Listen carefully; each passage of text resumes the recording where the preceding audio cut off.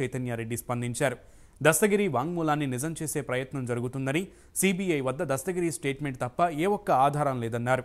గత నెల రోజులుగా మాపై అవినాష్ రెడ్డి మీద ఆరోపణలు చేస్తున్నారని చైతన్యారెడ్డి మండిపడ్డారు. వివేక హత్య జరిగినప్పటి నుంచి కుట్ర జరుగుతోందని, దస్తగిరి అప్రూవర్గా మారడానికి పెద్ద కుట్ర జరిగిందని చైతన్యారెడ్డి ఆరోపించారు. ఇంతకీ వివేక హత్య చుట్టూ అనేక ఆరోపణలు చక్కర్లు కొడుతున్నాయి.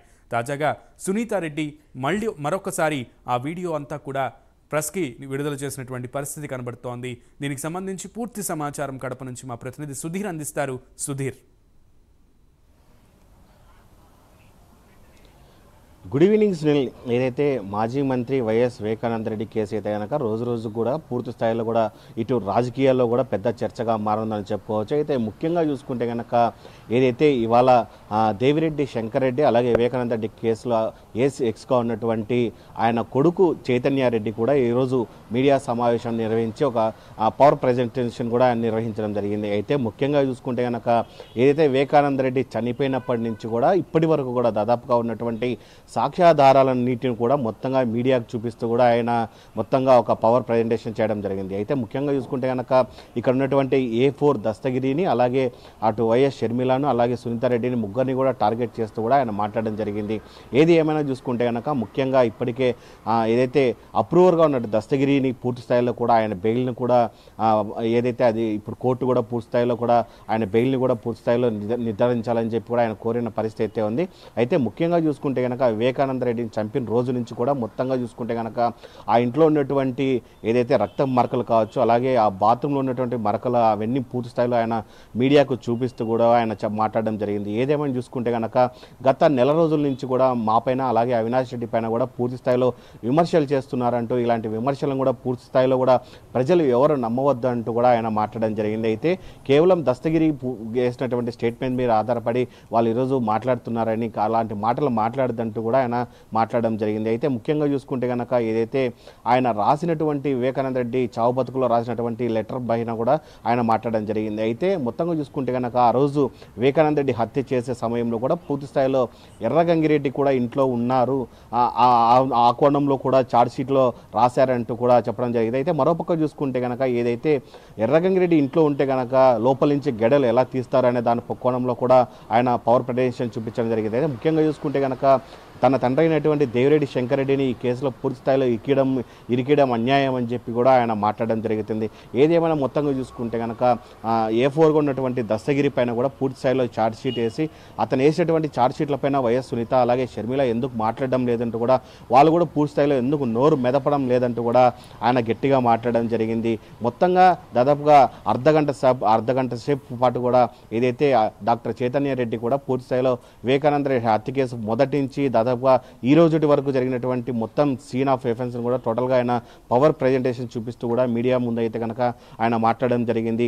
మొత్తంగా రానున్న రోజుల్లో తమ కుటుంబాన్ని పూర్తి స్థాయిలో ఇబ్బందులు పెట్టే ప్రయత్నంలో భాగంగానే అటు షర్మిల సునీతారెడ్డి ఇద్దరు చేస్తున్నారంటూ ఇటువంటి మోసాలను ఎవరు నమ్మవద్దంటూ కూడా ఆయన పెద్ద ఎత్తున అయితే కనుక మీడియా సమావేశం మాట్లాడి హాట్ కామెంట్స్ చేయడం జరిగింది. అయితే మరోపక్క చూసుకుంటే కనుక ఇప్పటికే ఏదైతే వైఎస్ సునీతారెడ్డి కూడా గతంలో ఇప్పటికే ఆమె ఒక మీడియా సమావేశం నిర్వహించున్నారు, మళ్ళీ రెండవసారి కూడా మీడియా సమావేశం నిర్వహించడం జరిగింది. ఏదైతే వైఎస్ వివేకానంద రెడ్డి హత్య జరిగినప్పటి నుంచి మొదటి నుంచి ఎటువంటి వీడియోలు ఉన్నాయో ఆ వీడియోలందరినీ కూడా మొత్తంగా మీడియా ప్రతినిధులకు చూపిస్తూ కూడా మళ్ళీ పవర్ ప్రజెంటేషన్ ఇవ్వడం జరుగుతుంది. అయితే తన తండ్రి చంపినప్పటి నుంచి ఏదైతే గొడ్డల మరకలు ఉన్నాయో ఆ గొడ్డల మరకలకు సంబంధించి అలాగే బాత్రూమ్కి సంబంధించిన మరకలు అలాగే ఈ కేసులో ఉన్నటువంటి అవినాష్ రెడ్డి ముఖ్య నిందితుడు అంటూ కూడా పూర్తి స్థాయిలో ఏదైతే ఛార్జ్ షీట్లు ఉన్నాయో ఆయన బెయిల్కి సంబంధించినటువంటి బెయిల్ని కూడా పూర్తి స్థాయిలో రద్దు చేయాలంటూ కూడా మీరైతే ఈరోజు అయితే పవర్ ప్రజెంటేషన్ ఇవ్వడం జరుగుతుంది. ఏదేమైనా చూసుకుంటే కనుక ముఖ్యంగా ఈ కేసుకు సూత్రధాడు పాత్రధాడు కేవలం అవినాష్ రెడ్డిని కనుక ఖచ్చితంగా ఆయన బెయిల్ రద్దు చేసి ఆయన జైలుకి పంపిస్తే కనుక సిబిఐ వాళ్ళు విచారిస్తే కనుక ఈయన వెనుక ఎవరు ఉన్నారన్న దానిపైన కూడా పెద్దవాళ్ళు ఎవరు ఉన్నారా అన్న దాని కోణంలో కూడా విచారిస్తే కనుక బయటపడే నిజాలు చాలా ఉన్నాయి. ఇప్పటికైనా ప్రజలందరూ కూడా పూర్తిస్థాయిలో నమ్మండి, కేవలం తన తండ్రిని చంపింది అవినాష్ రెడ్డి అంటూ పూర్తిస్థాయిలో పవర్ ప్రజెంటేషన్ జరుగుతుంది. ఏదేమైనా ముఖ్యంగా చూసుకుంటే కనుక జిల్లా వ్యాప్తంగా అలాగే రాష్ట్ర రాజకీయాల్లో చూసుకుంటే కనుక ఇప్పుడు వివేకానంద రెడ్డి కేసు అయితే కనుక పూర్తిస్థాయిలో పెద్ద హాట్ టాపిక్గా మారిందని మనం చెప్పుకోవచ్చు సునీల్. రైట్ సుధీర్, అయితే ఇరువైపులా కూడా ప్రజలు వింటున్నటువంటి పరిస్థితుంది. ఇరువైపులా పోటాపోటీగా పవర్ పాయింట్ ప్రజెంటేషన్లు చూపిస్తూ ఎవరి సైడ్ని వాళ్ళు చూపిస్తున్నటువంటి పరిస్థితుంది, ఎవరి వాదనని వాళ్ళు వినిపిస్తున్నటువంటి పరిస్థితుంది. కానీ కడప జిల్లా వ్యాప్తంగా ప్రజాస్పందన ఏ విధంగా ఉంటుంది, గ్రౌండ్ రిపోర్ట్లో ఆన్ గ్రౌండ్లో ప్రజల యొక్క స్పందన, ప్రజలు ఏమనుకుంటున్నారు, అలాగే సునీతారెడ్డి ఇప్పుడు షర్మిలతో కలిసి తిరుగుతున్న క్రమంలో కాంగ్రెస్ పార్టీకి అందరూ అనుకుంటున్నట్లుగా అంత స్పందన వచ్చేటువంటి అవకాశం ఉందనుకోవాలా లేదనుకోవాలా? అంటే మనం ఇప్పటికే చూసుకోవచ్చు, గత కొన్ని రోజుల నుంచి కూడా ఏదైతే వైఎస్ షర్మిలారెడ్డి కూడా పూర్తి స్థాయిలో జిల్లాలో కూడా బస్సు యాత్ర చేపట్టడం జరిగింది. ఈ బస్సు యాత్రలో ముఖ్యంగా చూసుకుంటే కేవలం వైఎస్ సునీతారెడ్డి అటు వైఎస్ షర్మిల కూడా పూర్తి స్థాయిలో ఒకటే టార్గెట్గా పెట్టుకున్నారు. ఏదైతే రానున్న ఎన్నికల్లో ఖచ్చితంగా అవినాష్ రెడ్డిని పూర్తి స్థాయిలో కూడా ఎన్నికల్లో నిలబడేందుకు కూడా వీలు లేకుండా చేయాలనే నేపథ్యంలో కూడా వాళ్ళు టార్గెట్ పెట్టుకోవడం జరిగింది. అయితే ఈ నేపథ్యంలో కూడా చూసుకుంటే కనుక గత 3-4 రోజుల కిందట కూడా అయితే అవినాష్ రెడ్డిని పూర్తి స్థాయిలో మారుస్తామన్న యోచనలో కూడా అధిష్టానం అయితే కనుక పావులు కదిలినట్టుగా తెలుస్తుంది. అయితే ముఖ్యంగా చూసుకుంటే కనుక అవినాష్ రెడ్డిని కడప ఎంపీ నుంచి తప్పించి అక్కడ ఉన్నటువంటి వైఎస్ అభిషేక్ రెడ్డికి టికెట్ ఇస్తారన్న ఊహాగానాలు కూడా పూర్తి స్థాయిలో వినపడిన పరిస్థితి ఉంది. అయితే ఇప్పటికే చూసుకుంటే కనుక ఏదైతే వీళ్ళు గత కొన్ని రోజులు చేస్తున్నటువంటి కామెంట్ల నేపథ్యంలో చూసుకుంటే కనుక వైఎస్ఆర్ కాంగ్రెస్ పార్టీ అధిష్టానం కొద్దిగా పూర్తి స్థాయిలో లోతుగా ఆలోచించి ఇప్పటికే ఐపాక్ టీంతో కూడా మొత్తంగా ఏదైతే చర్చలు జరిపి అందులో భాగంగా అటు పులివెందుల నియోజకవర్గం అలాగే కడప నియోజకవర్గానికి పార్లమెంట్ సంబంధించిన వైఎస్ అవినాష్ రెడ్డి నిలబడితే కనుక మనకి ఏమైనా మైనస్ ఉంటుందా లేకుంటే ప్లస్ ఉంటుందా దాని నేపథ్యంలో కూడా ఇప్పటికే ఐపాక్ టీంతో ఒక సర్వే చేసిన పరిస్థితి. ఈ ఐపాక్ టీం ఆధారంగా కూడా 2 రోజుల మీదట చూసుకుంటే కనుక అవినాష్ రెడ్డిని మారుస్తారు అన్న ఊహాగానాలు అయితే కనుక పెద్ద ఎత్తున వచ్చాయి. అభిషేక్ రెడ్డికి టికెట్ ఇచ్చి ఆయన కూడా పెద్ద ఎత్తున అక్కడ నిలబడేందుకు పెద్ద ఎత్తున కూడా పావులు కదిపే పరిస్థితి. ఈ నేపథ్యంలో కూడా అటు వైఎస్ సునీతారెడ్డి అలాగే వైఎస్ షర్మిల కూడా పూర్తి స్థాయిలో కూడా వైఎస్ అవినాష్ని మారుస్తున్నారా జగన్ గారు అంటూ కూడా పెద్ద స్థాయిలో కూడా కామెంట్ చేయడం జరిగింది. ఒకవేళ వైఎస్ అవినాష్ రెడ్డిని మారిస్తే కనుక పూర్తి స్థాయిలో కనుక ఇక్కడైతే కనుక వైఎస్ షర్మిలకి అయితే కనుక పూర్తి స్థాయిలో ఖచ్చితంగా ఇక్కడ ఓట్ బ్యాంకు ఉంటుంది. ఆమె ఖచ్చితంగా గెలిచే అవకాశాలు అయితే కనుక పెద్ద ఎత్తున అయితే కనుక కనపడుతున్నాయి. అయితే ఏమున్నా సరే రానున్న ఎన్నికల్లో మొత్తంగా చూసుకుంటే మూడు తెలుగుదేశం అలాగే వైఎస్ఆర్ కాంగ్రెస్ పార్టీ అలాగే కాంగ్రెస్ పార్టీకి సంబంధించిన 3 అభ్యర్థులు కూడా పూర్తి స్థాయిలో పోటాపోటీగా నిలబడతారని చెప్పి పెద్ద ఎత్తున నిలబడుతుంది.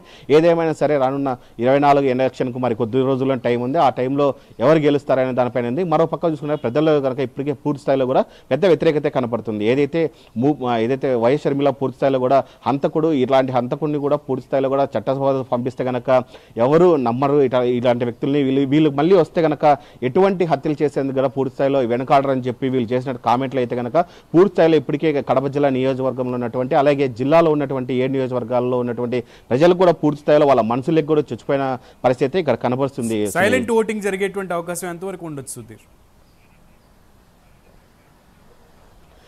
ప్రస్తుతానికి మనం ఇప్పుడైతే చూసుకోవచ్చు, ఏదైతే ఇప్పటికే తెలుగుదేశం పార్టీకి సంబంధించినటువంటి భూపేష్ రెడ్డి కూడా ఇప్పటికే ఎంపీ అభ్యర్థిగా నిలబడడం జరిగింది. అయితే మరోపక్క చూసుకుంటే కనుక ఇప్పటికే అవినాష్ రెడ్డిని మారుస్తారా లేదా అన్న దానిపైన కూడా సర్వత్రా ఉత్కట అయితే కనిపిస్తుంది.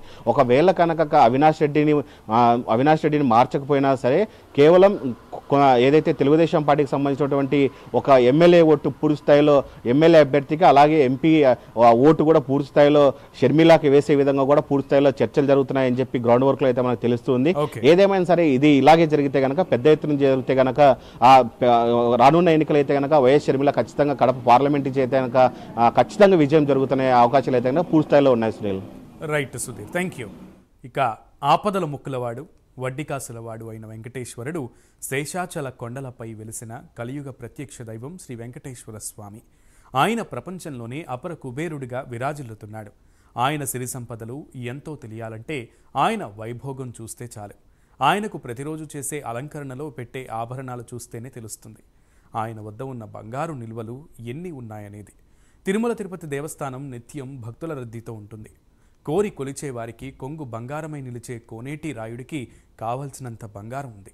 రోజు రోజుకు శ్రీవారికి బంగారం నిల్వలు పెరుగుతున్నాయి. 2023